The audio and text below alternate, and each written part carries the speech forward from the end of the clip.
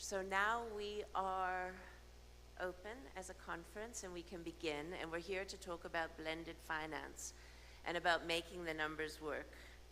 I am very excited to invite and to introduce to you first Joan Larrea, who is the CEO of Convergence and who has been championing this opportunity for mixing capital where it can be found, bringing together the private capital with the public capital to really achieve sustainable development goals and all of the things that we're trying to make happen on this continent. So today we're talking about housing, but all of the other investments across the board will feed into that story as well.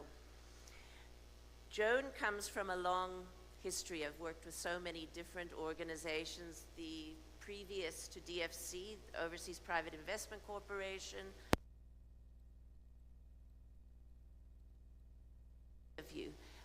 I would highly recommend taking a look at the website and contemplating being a member of Convergence in terms of the services that they offer and the work that they do. Really important, and they, if I can say this, Joan, really need housing investors to participate in what you're trying to do. So please give Joan Larrea a warm welcome.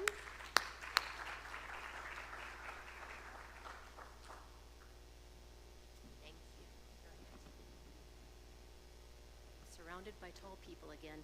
Good morning, everybody. I'm thrilled to be here.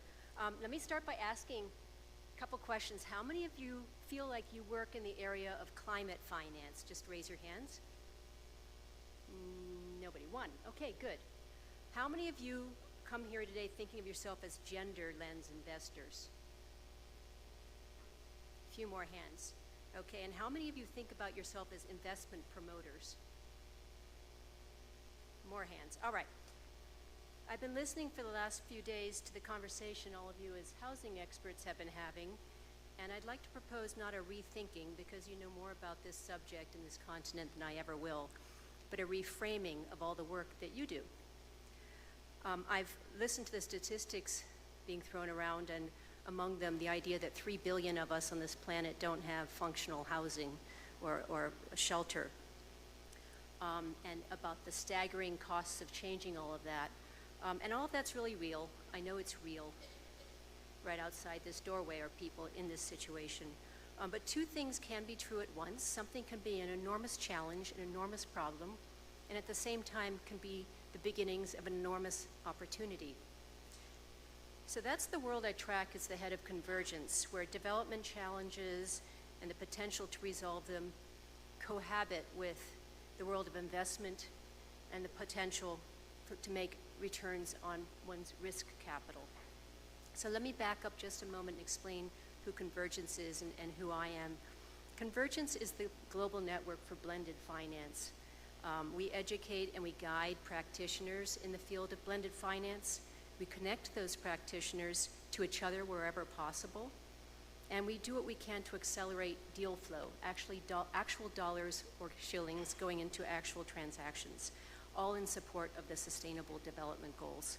So we're an independent, not-for-profit group of finance and strategy people trying to help other people use blended finance where it makes sense. Not everything needs blended finance.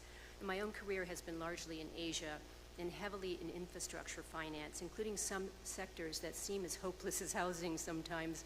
I've worked a lot in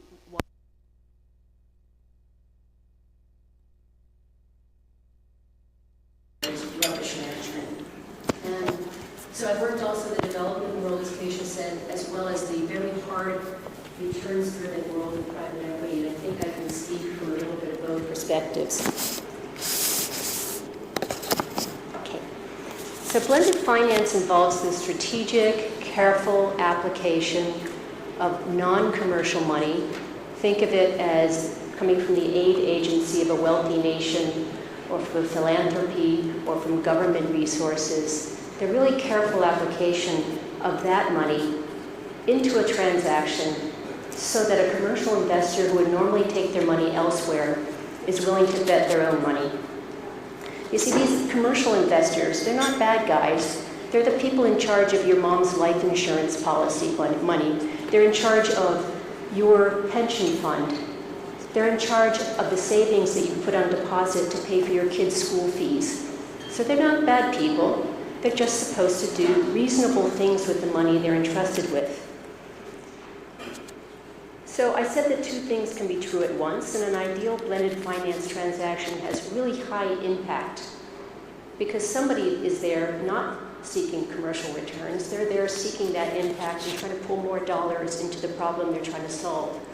And somebody else is trying to make a decent return on their investment. Those two things are not in opposition. The sum is greater than the parts because you have impact magnified and you've made something that's not quite investable for someone. So around the developing economies of the world last year, or in 2024, about $22 billion worth of blended finance transactions closed. And they're not all PPPs. They are project financings, so maybe somebody built a water treatment plant or a housing project. They are bond issuances where the bond quality needed somebody to come in and shore it up. They're securitizations. They're private investment funds and more. A lot of these transactions happen in Africa. It's a very popular place for blended finance. A lot were in the financial sector. A lot were in infrastructure. Most of them were in lower and middle income countries. Not a lot in housing, not a lot in the least developed economies. So that's $22 billion worth of transactions closing, and in about 150, and it was about 150 transactions. Into these 150 transactions went about $2 billion, more or less, of official development aid, ODA. You're going to hear that word a couple of times. That's just a sliver of all the official development aid that left wealthy countries and went into emerging economies in that same year. But it's the largest, while it's just a sliver of ODA, it is the largest source of the catalytic money, that non-commercial money in blended finance. And my friends, we are falling off an ODA cliff.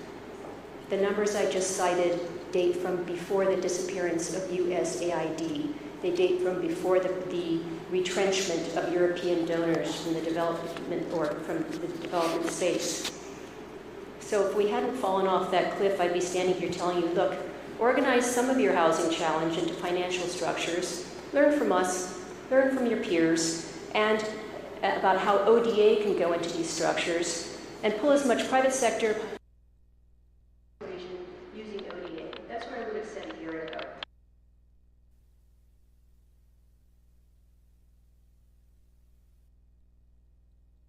Children's story that my parents would have told me when I was a kid, and I'm sure you have similar stories in your own folklore. So a stranger arrives in a town, and everybody's hungry. And he says, well, where I come from, when we're hungry, we make stone soup. And they say, well, tell us more about this. So he gets them to set a fire and get a pot out, boil some water, and out of his pocket, he drops a stone. And everybody backs up and watches the stone boiling in the water. And he says, it would be actually better soup if somebody had a carrot. So he goes, well, I have a really wilted old carrot. I'll go get the carrot, and they put that in the soup.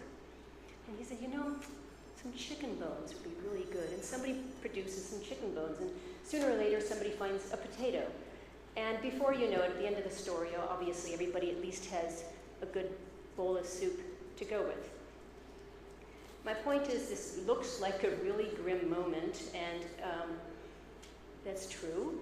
But here in this room are people working on all sorts of amazing things: land titling, how to assess credit quality of people who don't have land title, regulations that would allow local pension funds to invest in affordable housing. You're working on developing products that meet the needs.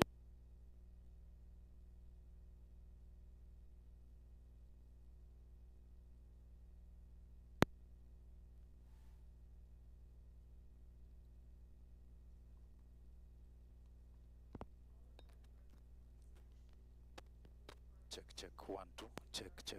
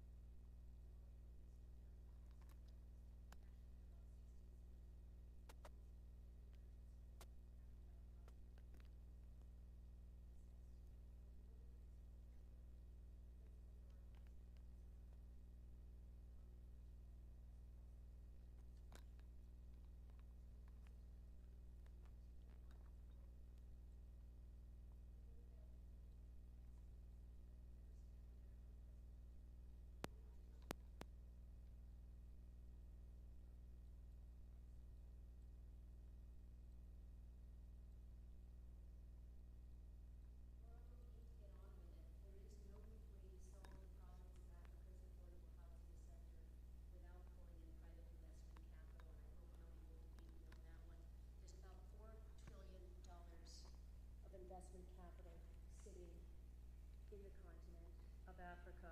And it's, I should point out again, it's in the right currencies. So at some point in this low ODA world, state actors are going to need to step forward and use all the principles we're talking about to draw in that capital.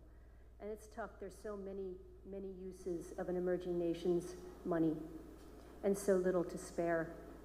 So let me sell you on this, and I'm going to give you two different pitches because, again, two things can be true at once, and two different pitches are needed for all of you. The first is to the government actors in the room. When you're talking amongst yourself, and when you're trying to convince the remaining donors out there to support you in the housing sector, remember you have no time to waste. You have a demographic tsunami coming at you. All these young people coming up, and we heard about the urbanization rate, and they all need to live someplace. Temperatures are rising, the weather is getting more erratic. If we don't figure out what resilient housing, resilient affordable housing looks like, people are going to die. Secure housing protects more than anybody else, women and children. So secure housing also means, for those government actors listening, social stability. It is really important for keeping the lid on society. So organize yourselves to pull in as much investment money as possible into the pieces of this puzzle that can be made investable, and use blending as an accelerant as appropriate. So that's my pitch to you with a public interest, is you don't have a lot of time left. My second pitch is to those of you who are leaders in this industry, whether you are developers or bankers or NGOs or public officials. Think of the amazing investment opportunity. Some of the highest growth countries in the world are here. Housing is infrastructure, it's climate, and there's a lot of institutional investor appetite globally for investing in infrastructure and climate. Housing can be an asset class that mainstream institutional investors understand, trade, build capital markets around, or capital markets products around, products that can be traded in local currency, which can help to deepen and stabilize financial markets. So we're not there yet. Investors don't believe this pitch yet.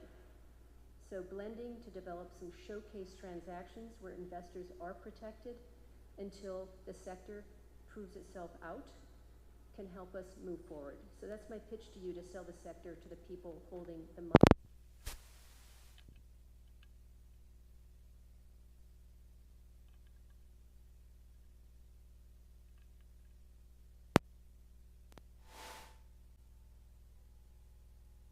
Investment, and I hope I've helped you reframe a bit what business you're in as you do your good work to solve the big problems and create new opportunities for investors. So with that, I want to invite on stage Keisha Rust, who of course is with the Center for Affordable Housing in Africa, as well as Palesa Mkhize.